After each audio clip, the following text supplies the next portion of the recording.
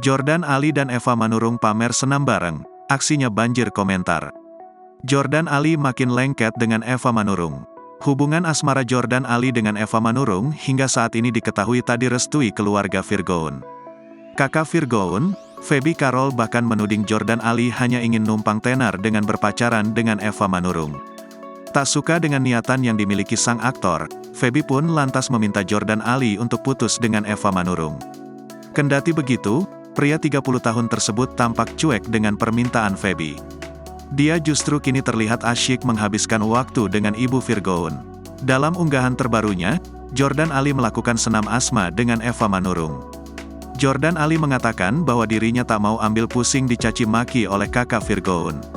Saya tidak peduli dengan omongan orang lain di luaran sana yang membicarakan tentang hidup saya. Menurut Jordan, yang terpenting untuknya saat ini adalah ibu Virgoun bisa tetap sehat dan bahagia meski usianya sudah tak berusia muda.